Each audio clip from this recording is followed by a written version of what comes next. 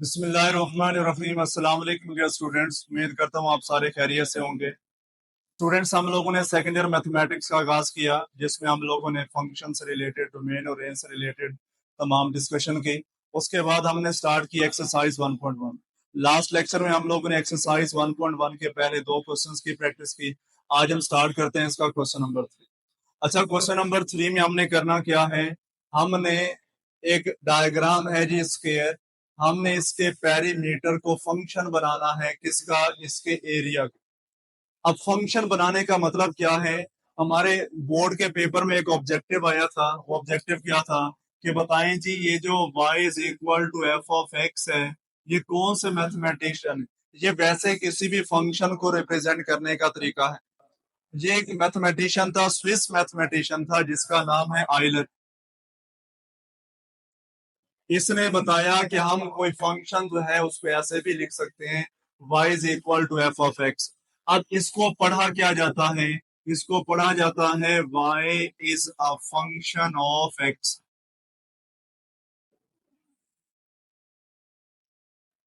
कि y x का क्या है? फंक्शन।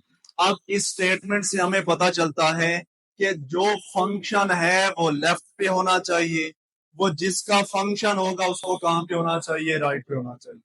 y फंक्शन है, किसका फंक्शन है? x का। अगर y x का फंक्शन है तो x राइट पे होना चाहिए, y कहां पे होना चाहिए? लेफ्ट पे होना चाहिए। अब इसी बात को यहाँ पे समझे, यहाँ पर हमें पेरीमीटर को फंक्शन बनाना है, किसका? एरिया का। तो मतलब पेरीमीटर हमें लेफ्ट पे चाहिए और एरिया कहां पे चाहिए? राइट पे चाहिए।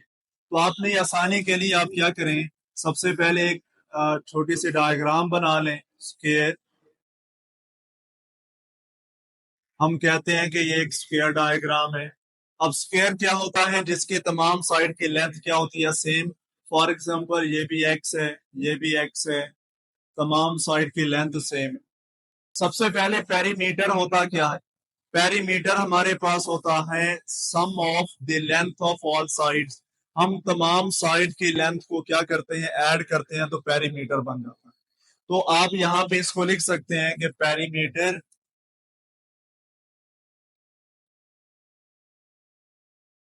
इसको हमने पे से जाहिर करना है। अब इसके दो तरीके हैं। अब ये साइड सेम है, आप इसको चार दफा ऐड करें तब भी 4x बनेगा, या आप इसको ऐसे लिख लें 4 इंटू लेंथ। 4 हमने क्यों लिखा है? क्योंकि टोटल साइड्स कितनी है? 4 है, इसलिए 4 लिखा। 4 इंटू लेंथ लिख दें तब भी आपकी बात बिल्कुल ठीक मानी जाएगी। अब लेंथ आपके पास क्या है? x है, तो ये बन गया 4 इंटू एक्स। मतलब पेरीमीटर आपके पास किस चीज के इक्वल आ गया? 4x के। ये पहला रिजल्ट है, इसको 1 का नाम है। पेरीमीटर के बाद बारी आती है एरिया की। आप यहाँ पे लिखेंगे एरिया, इसको हम ए से जाहिर करते हैं, इज इक्वल। अब स्क्वायर का एरिया कैसे आता है? उसका फॉर्मूला है लेंथ क्रॉस लेंथ। हम लेंथ को लेंथ से क्या करते हैं? मल्टीप्लाई करते हैं। तो बेटे, जब आप लेंथ को लेंथ से मल्टीप्लाई करेंगे तो ये रिजल्ट क्या बनेगा आपके पास? X into x. जब आप एक्स को एक्स से मल्टीप्लाई करते हैं तो क्या रिजल्ट बनता है? X square. अब ये जो रिजल्ट आपके पास आया, इसको 2 का नाम है। अब इस बात को समझे, हमने पेरीमीटर को फंक्शन बनाना है। किसका फंक्शन बनाना है? एरिया का। पेरीमीटर हमें लेफ्ट पे चाहिए, एरिया हमें राइट पे चाहिए। तो गौर करें, ये पेरीमीटर, पेरीमीटर तो पहले से ही लेफ्ट पे लिखा हुआ है, इस एरिया को राइट पे लेके जाना है। अब राइट पे क्या लिखा हुआ है? राइट पे लिखा हुआ है 4x। 4 तो कांस्टेंट है, तो मतलब हम x की जगह पे कोई x का रिजल्ट जाके पुट करेंगे। यहाँ a एक्स स्क्वायर के इक्वल है, तो आप क्या करें? स्क्वायर रूट अप्लाई करें। जब आप दोनों साइड पे स्क्वायर रूट अप्लाई करेंगे तो ये रिजल्ट आपके पास बनेगा a का square root is equal to x square का स्क्वायर रूट। ये कैंसिल हो गया, तो हमारे पास जो x है वो किस चीज के इक्वल आ गया? ए स्क्वायर रूट। अब इसको जाके पुट कर दे 1 में। आप यहाँ पे लिखें जी पुट इन 1। जब आप इसको 1 में पुट करेंगे तो पेरीमीटर आपके पास क्या बन गया? 4 ए स्क्वायर रूट।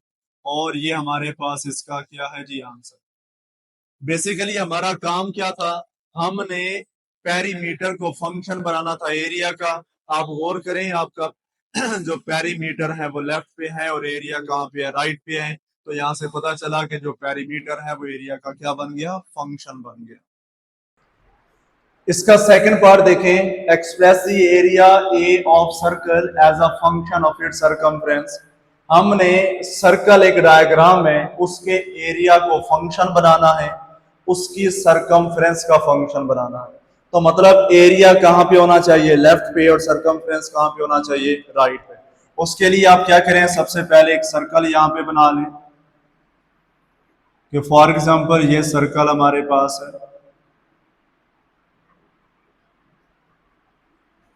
ठीक है जी। अब इसमें गौर करें, हम बात करते हैं सबसे पहले area of circle. Area of circle का जो फार्मूला है वो फिक्स है।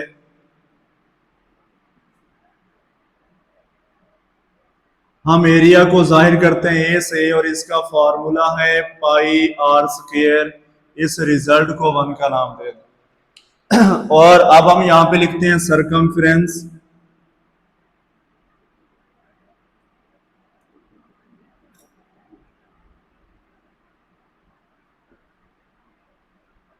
सरकमफ्रेंस को जाहिर किया जाता है कैपिटल सी से, और ये आपके पास क्या है जी, 2 पाई आर है। अब ये जो रिजल्ट आया इसको हम नाम देते हैं 2। अब सवाल क्या है, हमने एरिया को फंक्शन बनाना है किसका, सरकमफ्रेंस का। एरिया लेफ्ट पे चाहिए, सरकमफ्रेंस राइट पे चाहिए। तो गौर करें, एरिया है पाई आर स्क्वायर, पाई तो कांस्टेंट है, रेडियस बदलता रहता है।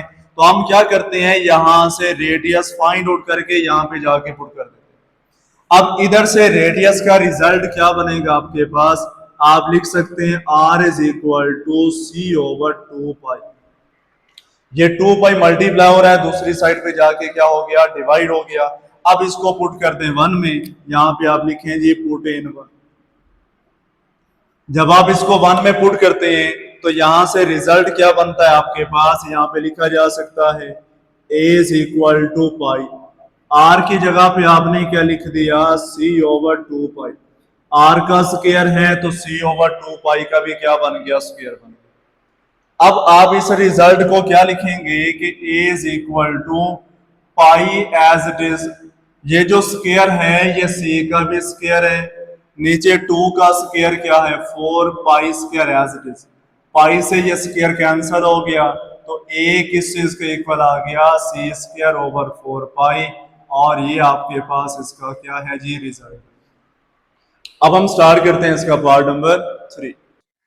अब हम लोगों ने यहाँ पर जो वॉल्यूम है, इस वॉल्यूम को फंक्शन बनाना है किसका, बेस का जो एरिया बनेगा उसका फंक्शन बनाना है।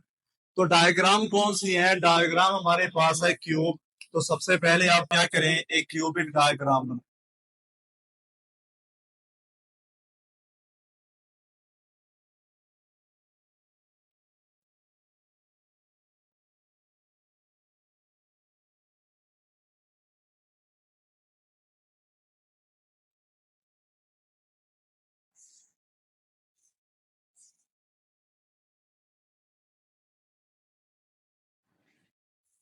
ये हमारे पास एक क्यूबिक डायग्राम है जी।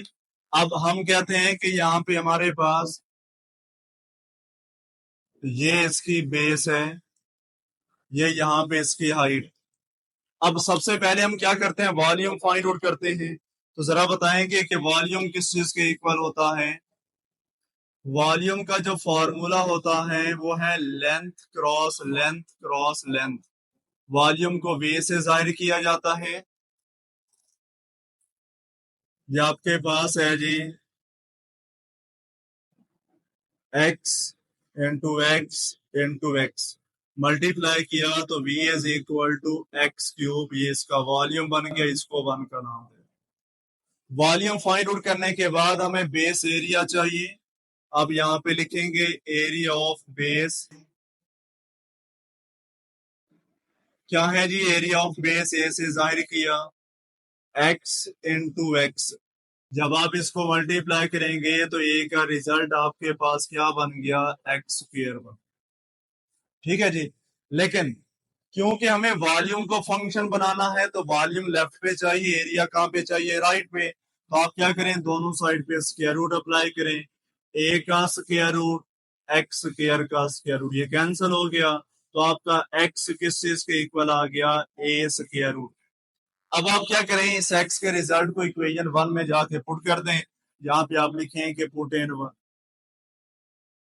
जब आप इसको 1 में जाके पुट करेंगे तो ये रिजल्ट क्या बनेगा आपके पास कि v इज इक्वल, एक्स की जगह पे आपने लिख दिया a का स्क्वायर रूट और इसका क्या है जी क्यू। आप जानते हैं a के स्क्वायर रूट का मतलब है a की पावर 1/2 होल की पावर 3। पावर की पावर है तो पावर्स मल्टीप्लाई हो जाएंगी। तो यहाँ से v किस चीज के इक्वल आ गया, a की पावर 3/2। तो यहाँ से आप लोगों के पास जो वॉल्यूम है वो एरिया का क्या बन गया, फंक्शन बन गया।